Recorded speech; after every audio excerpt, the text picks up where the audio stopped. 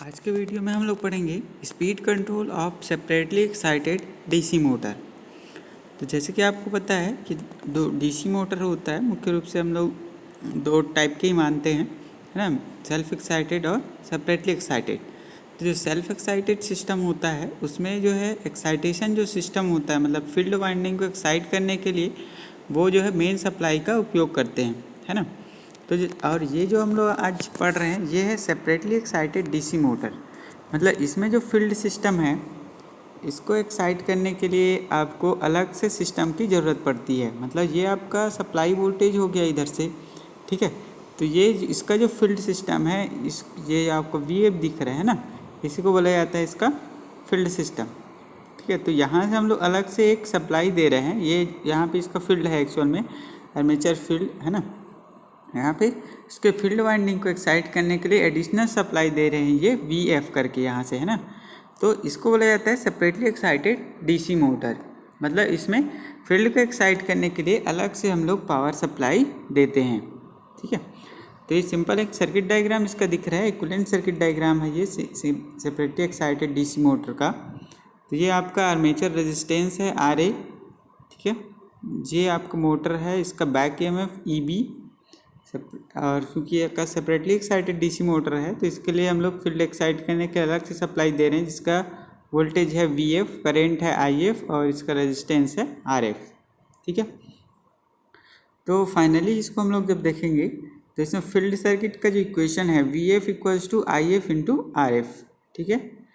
ऐसे ही इसके armature circuit पे हम लोग ध्यान देंगे तो यहाँ पे जैसे हम लोग एक लूप लगा लेंगे सिंपल सा, ठीक है। तो ये आपका माइनस है प्लस, तो माइनस टू प्लस क्या होता है प्लस, तो ये लिखाएगा क्या प्लस VT। फिर यहाँ से इस साइड हम लोग लूप लगा रहे हैं तो इस साइड हम लोग सर्कुलेट करेंगे। तो यहाँ पर जो रेजिस्टेंस है इसमें करंट कहाँ से जाता है प्लस से माइनस, तो प्लस टू माइनस क्या होगा minus IA into RA drop होगा ये, ठीक है।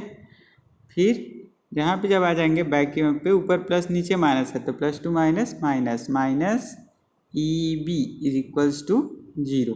इस तरीके से इसका लूप कंप्लीट हो जाएगा, है ना। तो फाइनली क्या होगा, इस VT अपने जगह रहेगा, इस IA RA को पक्षांतर कर देंगे तो फाइनली अपने पास इक्वेशन आएगा VT is equals to EB plus IA RA।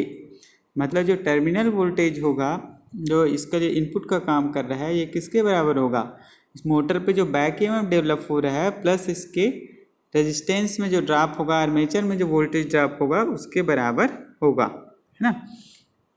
तो यहाँ पे EB जो है बैक EMF है और VT आपका टर्मिनल वोल्टेज है। अब जो स्पीड होता है वो किसके ऊपर डिपेंड करता है, speed is directly proportional to होता है EB बाई फाई। ये आपने प्रीवियस क्लासेस में पढ़ा होगा कि जो स्पीड है वो बैक EMF के डायरेक्टली प्रोपोर्शनल होता है और फ्लक्स के इन्वर्सली प्रोपोर्शनल होता है, ठीक है। अब ये जो हमारा EB का इक्वेशन यहाँ से आया हुआ है इसको हम लोग इसको इधर पक्षांतर कर लेंगे तो EB इज इक्वल टू क्या हो जाएगा VT माइनस IA RA, ठीक है। उसका वैल्यू इस इक्वेशन पे हम लोग रख देंगे ये, तो इसको आगे देखते हैं, है ना। ये तो फाइनली क्या होगा कि speed is directly proportional to EB divide by phi, है ना। अब इस इक्वेशन फर्स्ट से हम लोग देखेंगे तो EB इज इक्वल टू ये जो आपका EB है, ठीक है, इस IA RA को इधर पक्षांतर कर देंगे तो क्या हो जाएगा VT माइनस IA RA। तो speed is directly proportional to VT minus IA RA divide by phi. मतलब जो स्पीड होगा वो मुख्य रूप से किसके ऊपर डिपेंड करेगा, इस टर्मिनल वोल्टेज के ऊपर, ठीक है। तो जो स्पीड है वो किसके ऊपर डिपेंड करेगा, टर्मिनल वोल्टेज के ऊपर और ये फाई के ऊपर, ठीक है। तो ये दो चीज़ आपको हमेशा याद रखना है जब भी इसमें स्पीड कंट्रोल हम लोग पढ़ेंगे। तो ये मुख्य रूप से इस दो जो है सिस्टम है, मतलब दो, एक आपका टर्मिनल वोल्टेज और दूसरा है आपका फील्ड फ्लक्स, इन दोनों के द्वारा ही पूरा का जो पूरा स्पीड कंट्रोल है वो वेरी करेगा, ठीक है। अब IA RA है ये तो क्या है, आर्मेचर का जो रेजिस्टेंस है वो कांस्टेंट ही रहेगा, है ना। तो इसको वेरी नहीं कर सकते। तो मुख्य रूप से आपके पास दो कंट्रोल मिल रहा है इस इक्वेशन से, ठीक है।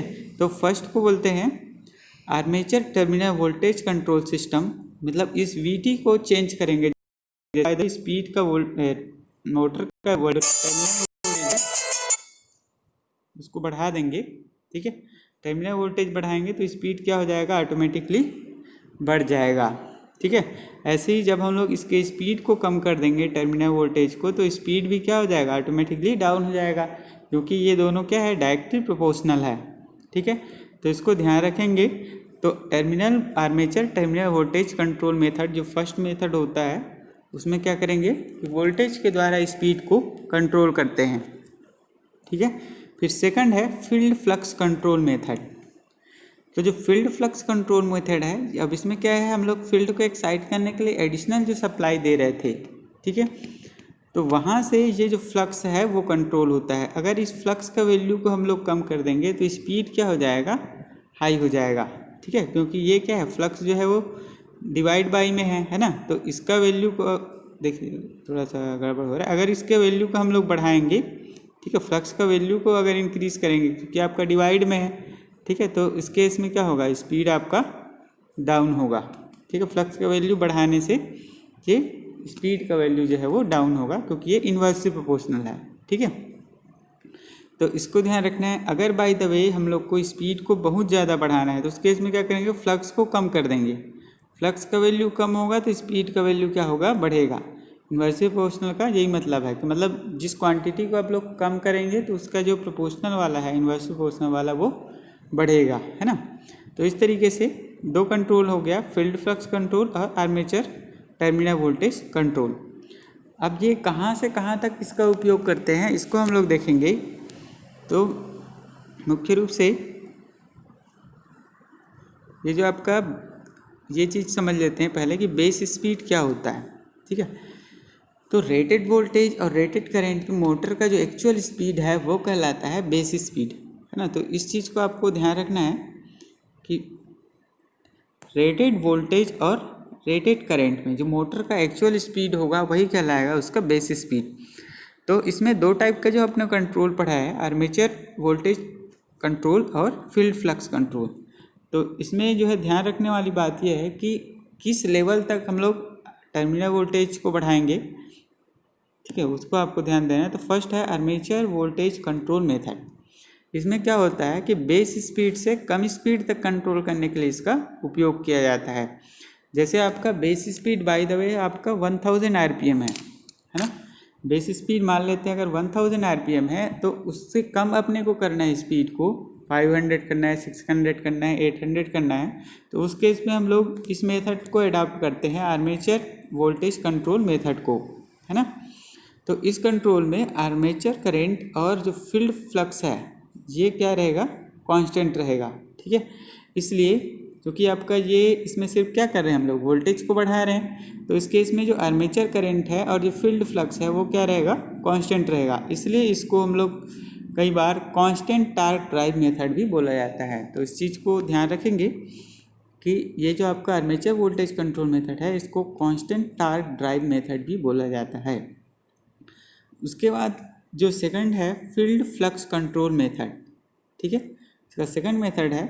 तो इस मेथड का उपयोग करते हैं हम लोग बेस स्पीड से अधिक स्पीड को प्राप्त करने के लिए। जैसे आपका 1000 आरपीएम बेस स्पीड है, ठीक है, रेटेड वोल्टेज और रेटेड करंट पे, अगर इससे अपने को स्पीड को ज़्यादा करना है तो उस केस में हम लोग इसका जो फ्लक्स है, ये जो आपका फ्लक्स है इसको क्या कर देंगे, कम कर देंगे, तो स्पीड क्या हो जाएगा, बढ़ जाएगा, ठीक है।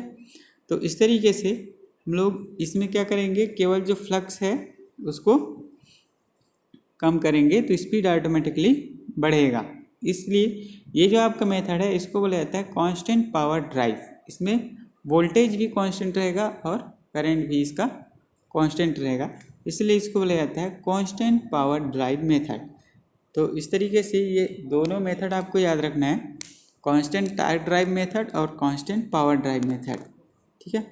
तो आज का वीडियो यहीं पे समाप्त करेंगे, लेकिन इस चीज़ को आपको हमेशा ध्यान रखना पड़ेगा कि ये दो तरीके का स्पीड कंट्रोल है और यही पूरा स्पीड कंट्रोल जो है पूरे यूनिट में हर जगह आपको यूज़ करना है, ठीक है। तो आज का वीडियो यहीं पे समाप्त करते हैं, नेक्स्ट वीडियो में फिर से मिलेंगे, तब तक के लिए धन्यवाद।